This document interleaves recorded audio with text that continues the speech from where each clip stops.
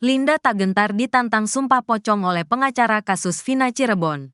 Linda, satu di antara saksi dalam kasus pembunuhan Vina Cirebon dan kekasihnya, Eki, pada 8 tahun silam, mendadak ditantang lakukan sumpah pocong. Tak gentar dengan tantangan tersebut, Linda justru menantang balik seorang pengacara yang memintanya melakukan hal itu. Diketahui, Vina adalah gadis 16 tahun asal kampung Samadikun, Kecamatan Kejaksan, Kota Cirebon, Jawa Barat, yang tewas bersama kekasihnya, Eki, di Jalan Raya Talu, Kecamatan Talun, Kabupaten Cirebon, Jawa Barat pada Sabtu tanggal 27 Agustus tahun 2016. Keduanya menjadi korban penganiayaan geng motor. Linda disebut menjadi tokoh utama dalam kasus pembunuhan Vina Cirebon dan Eki. Namanya sudah disebut-sebut sejak awal Eki dan Vina tewas di Jembatan Talun Cirebon pada Sabtu tanggal 27 Agustus tahun 2016. Bahkan Linda menjadi viral karena rekamannya saat kesurupan beredar luas di masyarakat. Terbaru Linda justru diterpa isu miring di kasus Vina. Mel mengaku bahwa dia bersama Eki, Vina dan Linda di malam kejadian. Dituduh negatif dalam kasus Vina, Linda mengaku mendapat tekanan dari seorang pengacara. Kata Linda ada pengacara kasus Vina yang menantang untuk sumpah pocong. Saka Tatal siap sumpah pocong, kehabisan cara bantah tak terlibat kasus Vina. Mantan terpidana kasus pembunuhan Vina dan Eki di Cirebon, Saka Tatal buat pengakuan mengejutkan. Saka Tatal mengaku siap disumpah pocong, kenapa? Rupanya Saka Tatal sudah kehabisan cara bagaimana untuk membuktikan dirinya tidak bersalah di kasus Vina. Berkali-kali membantah, tetap ada saja yang meragukan pengakuannya. Diketahui, Saka Tatal divonis 8 tahun penjara kasus pembunuhan Vina dan dibebaskan pada tahun 2020. Saka Tatal yang kini sudah menghirup udara bebas dengan tegas mengaku jika dirinya sebenarnya tidak terlibat kasus pembunuhan Vina Cirebon pada 2016 silam. Hal ini diungkap Saka dengan lantang saat menjadi narasumber di acara rakyat bersuara iNews TV, pada Selasa, tanggal 11 Juni tahun 2024. Padahal kenyataannya Saka emang nggak melakukan. Saka emang ada di rumah dan Saka juga punya saksi, ucap Saka Tatal. Dikutip dari tribunjakarta.com, bahkan Saka siap disumpah pocong untuk membuktikan dirinya tidak bersalah. Jika Saka berbohong maka kemudian Saka akan mendapat bala atau musibah, ucap Aiman Wicaksono, host pada acara tersebut. Saka sudah kehabisan cara untuk membuktikan bahwa dirinya memang tidak terlibat dalam pembunuhan Vina dan kekasihnya, Eki. Saka berani sumpah pocong, apapun yang akan terjadi, Saka siap, ucap Saka Tatal. Saka Tatal mengaku tidak tahu menahu alasan dirinya ditangkap. Ia menjelaskan tidak mendapat keterangan apapun saat awal mula ditangkap di rumah oleh aparat kepolisian. Tiba-tiba ditangkap tanpa ada keterangan apapun. Saya ditangkap setelah isi bensin, surat penangkapan pun enggak ada, terang Saka Tatal sambil menahan tangis. Kendati begitu, Saka Tatal lalu menuntut keadilan kepada aparat kepolisian yang sudah menjembloskan dirinya ke penjara. Saya kepengen nama baik saya dibersihin, minta keadilan aja, sama yang gak bersalah dikeluarin, jangan menanggung beban orang yang tidak bersalah dituduhkan, tandasnya. Jangan orang miskin diinjak-injak terus buat ngikutin keinginan aparat, sambungnya. Semua itu satu kampung, kecuali Rivaldi. Eka Sandi itu saya juga tahu, itu saudara saya, imbuhnya. Saat di tahanan, Saka Tatal mengaku dirinya mendapat penyiksaan yang luar biasa dari polisi. Saka Tatal bercerita kalau ia dipukul hingga diinjak. Tak hanya itu, Saka Tatal mengaku makanannya dilempar begitu saja. Bahkan minumnya, Saka Tatal mengaku pernah dikasih air kencing atau air seni. Saka Tatal juga bersaksi kalau dirinya tak terlibat kasus Vina. Namun karena terus disiksa, Saka Tatal terpaksa akui terlibat kasus Vina. Tapi Saka Tatal tetap menyebut dirinya tak terlibat kasus Vina. Sebagaimana diketahui, Saka Tatal divonis penjara selama 8 tahun. Padahal Saka Tatal merasa tidak pernah terlibat pembunuhan Vina dan Eki di tanggal 27 Agustus tahun 2016. Namun dirinya dipaksa mengaku dan menandatangi BAP, karena mengalami penyiksaan. Di April tahun 2020 Saka Tatal dinyatakan bebas bersyarat usai menjalani hukuman penjara selama 3 tahun 8 bulan. Selama 4 tahun menghirup udara bebas, Saka Tatal hidup menderita. Dirinya sulit mendapatkan pekerjaan karena Kadung memiliki label sebagai mantan narapidana. Anak Pak RT ternyata berbohong, ubah BAP saat didatangi ayah terpidana kasus Vina. Terbongkar, ternyata anak Pak RT, Kahfi, berbohong dalam kasus pembunuhan Vina Cirebon dan kekasihnya, Eki, pada 8 tahun silam. Bahkan, anak Pak RT tersebut sempat mengubah berita acara pemeriksaan, BAP, setelah ia didatangi ayah dari seorang terpidana kasus Vina Cirebon. Diketahui, Vina adalah gadis 16 tahun asal Kampung Samadikun, Kecamatan Kejaksan, Kota Cirebon, Jawa Barat, yang tewas bersama kekasihnya, Eki, di Jalan Raya Talu, Kecamatan Talun, Kabupaten Cirebon, Jawa Barat pada Sabtu tanggal 27 Agustus tahun 2016. Keduanya menjadi korban penganiayaan geng motor. Pada kesaksiannya di BAP, Kahfi mengaku kalau para terpidana menginap di rumahnya. Kahfi mengaku bahwa pada malam kejadian tanggal 27 Agustus tahun 2016 itu, dirinya berada di rumah dan main PS. Sementara itu, menurut teman-temannya, mereka menginap di kontrakan rumah Pak RT bersama Kahfi. Mereka adalah Pramudia dan Teguh, yang menginap bersama para terdakwa di malam kejadian. Pram dan Teguh juga pada 8 tahun lalu mengaku terpaksa membuat BAP palsu. Mereka mengaku diminta untuk mengubah BAP sesuai skenario dari polisi. Di mana penyebabnya yakni Pak RT mengaku tidak ada yang menginap di rumahnya. Setelah 8 tahun, Pram dan Teguh akhirnya mengakui fakta yang sebenarnya. Bahwa mereka dipaksa untuk tidak mengakui bahwa mereka menginap di rumah Pak RT bersama para terdakwa. Waktu itu Teguh bilang tidur di rumah Pak RT. Katanya kamu bohong, orang Pak RT tidak membukakan pintu. Gimana ya orang Teguh tidur di situ? Kata Teguh dikutip dari YouTube Deddy Mulyadi, Selasa, tanggal 11 Juni tahun 2024. Sementara Pak RT dan Kahfi hingga saat ini belum muncul ke publik. Kesaksian Kahfi itu juga tertuang pada putusan Mahkamah Agung terhadap Rivaldi DKK. Pernah ubah BAP. Pada putusan itu, terungkap bahwa Kahfi pernah mengubah babnya.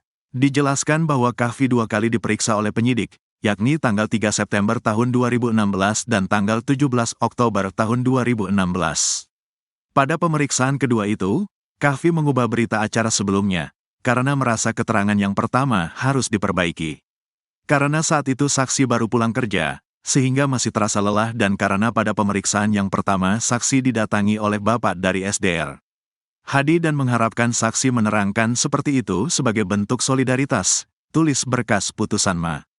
Pada keterangannya, Kahfi juga mengaku kalau mereka tidak ditegur saat nongkrong di warung Bu Nining. Bahwa setahu saksi tidak ada teguran, karena mereka sudah biasa nongkrong di warung, cuma Bu Nining bilang jangan pada ribut, tulis berkas.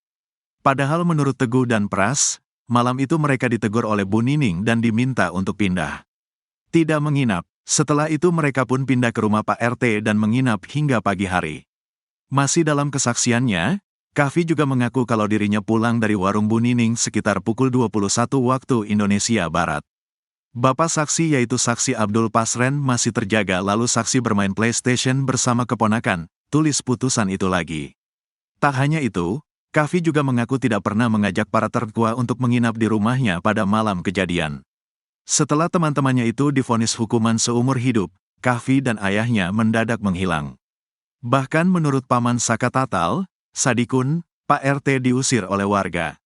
Sebab Pak RT dianggap tak bertanggung jawab dan tidak memberikan fakta sebenarnya.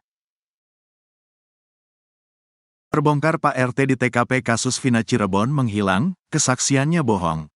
Akhirnya terbongkar alasan mengapa Pak RT di TKP pembunuhan Vina Cirebon dan Eki, terkesan menghilang dari kasus yang saat ini kembali lagi viral. Diketahui, Vina adalah gadis 16 tahun asal Kampung Samadikun, Kecamatan Kejaksan, Kota Cirebon, Jawa Barat, yang tewas bersama kekasihnya, Eki, di Jalan Raya Talu, Kecamatan Talun, Kabupaten Cirebon, Jawa Barat pada Sabtu tanggal 27 Agustus tahun 2016. Keduanya menjadi korban penganiayaan geng motor. Satu di antara saksi kunci yakni seorang Pak RT, yang lingkungannya menjadi lokasi pembunuhan Vina Cirebon dan Eki. Ternyata Pak RT mengarang cerita saat di BAP kasus Vina Cirebon. Kebohongan itu diungkap langsung oleh teman terdakwa kasus Vina, Teguh. Teguh adalah teman dari Supriyanto. Dia mendatangi warung Bu Nining di Gang Bakti 2, Kecamatan Kesambi, Kota Cirebon, Jawa Barat bersama Pram pada Sabtu tanggal 27 Agustus tahun 2016. Teguh dan Pram datang ke sana untuk bertemu Supriyanto sekitar pukul 21 waktu Indonesia Barat.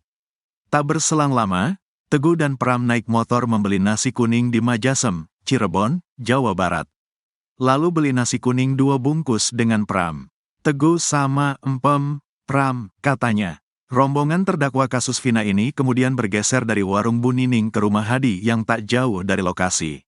Sekitar pukul 21.15 waktu Indonesia Barat sampai pukul 21.30 waktu Indonesia Barat, Teguh dan Pram datang ke sana untuk lanjut nongkrong sambil makan nasi kuning. Lalu pukul 22 waktu Indonesia Barat, rombongan ini kemudian pindah ke rumah Pak RT. Di sana kata Teguh mereka memutuskan untuk tidur. Abis makan ke kontrakan Pak RT jam 10. Tidur, ada yang mainan HP. Gak kemana-mana lagi, katanya. Selang beberapa hari para terdakwa kasus Vina Cirebon kemudian ditangkap polisi. Gak ditangkap waktu itu Teguh PKL Andi Teja Berlian, Pegambiran, katanya. Walau tak ditangkap namun Teguh turut diperiksa penyidik kasus Vina. Teguh menekankan bahwa isi berita acara perkara, BAP, dirinya jauh dari cerita yang sebenarnya.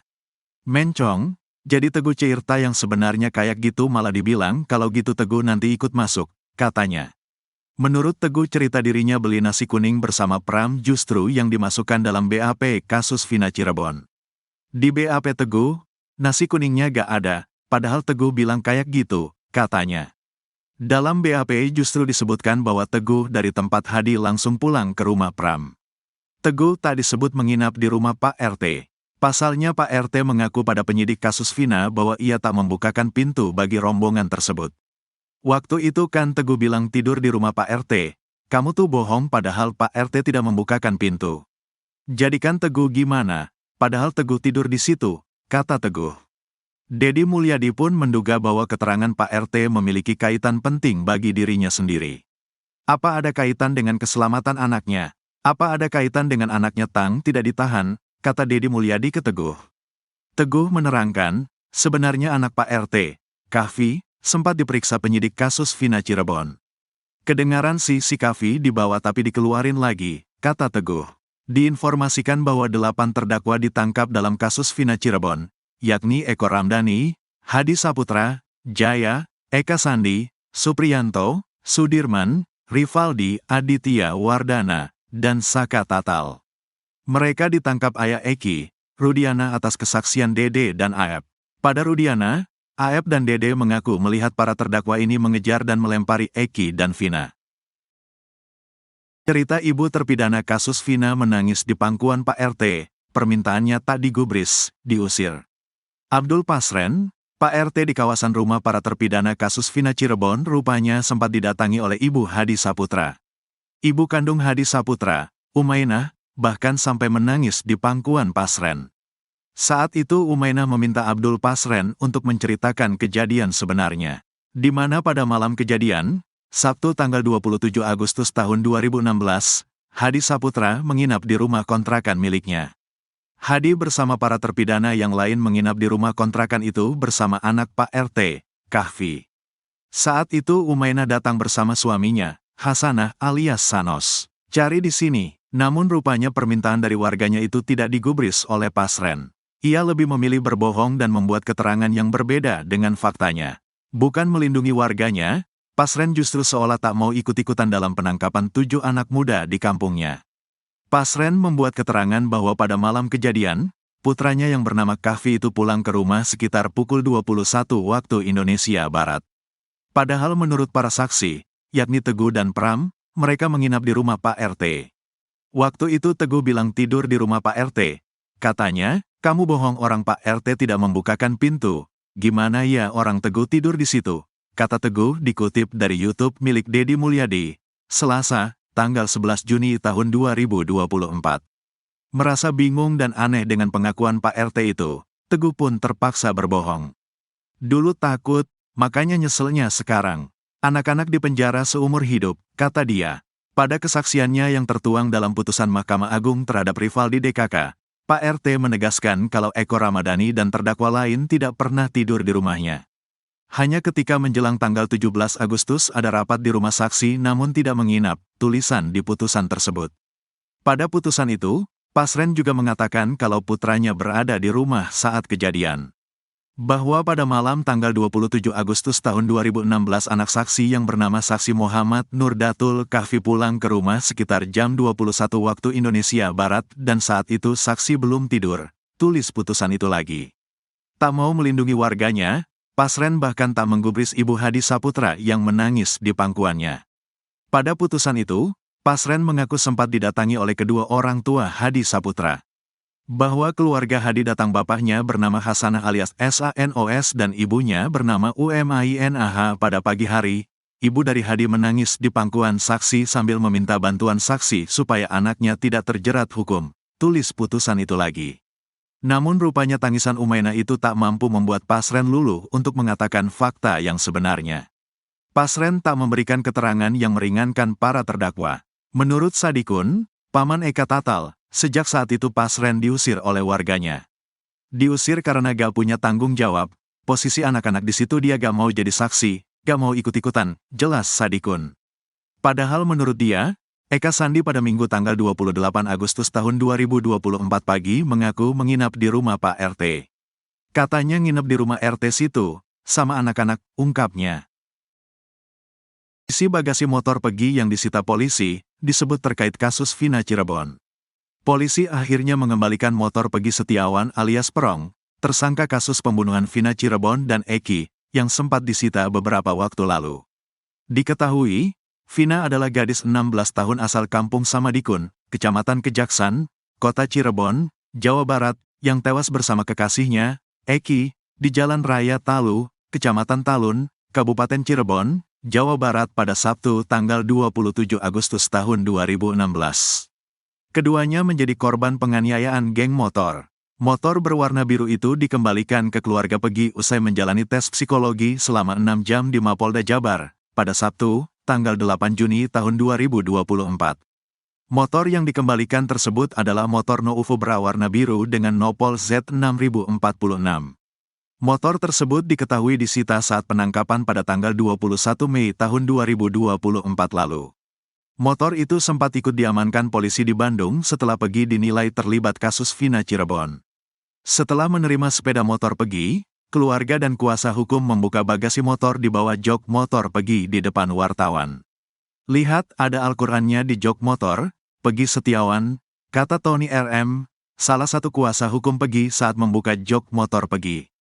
Tony membeberkan, selain Al-Qur'an, di dalam jok kendaraan tersebut juga tersimpan 2 jaket yakni berwarna coklat dan hitam. Ini baju-bajunya Pegi berwarna coklat dan hitam, kata Tony. Selain itu keluarga juga menemukan barang pribadi milik Pegi lainnya di dalam jok motor yakni baju hingga alat mandi. Sebelumnya, pihak keluarga telah meminta ke penyidik Direktorat Kriminal Umum, Dirkrimum, Polda Jawa Barat untuk mengembalikan motor milik Pegi.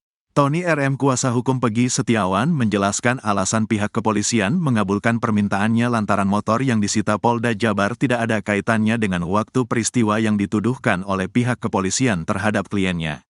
Jadi ini motornya Pegi Setiawan yang pada saat diamankan itu menggunakan motor ini di Bandung, kata Tony. Jadi ini tidak ada kaitannya sebetulnya dan seharusnya motor yang Jupiter tahun 2016 belum dibalikin juga, kata Tony RM. Tony menyampaikan kendaraan tersebut sudah secara resmi diserahkan oleh penyidik kepada keluarga Pegi. Secara resmi telah diserahkan terimakan ada kunci sama STNK juga, ungkap Tony. Namun untuk ponsel 2 saksi lain yaitu Bondol dan Suparman yang sempat disita penyidik belum juga dikembalikan. Kalau handphone saksi masih dipakai katanya, bilangnya 3 hari tetapi sampai sekarang belum dibalikin juga,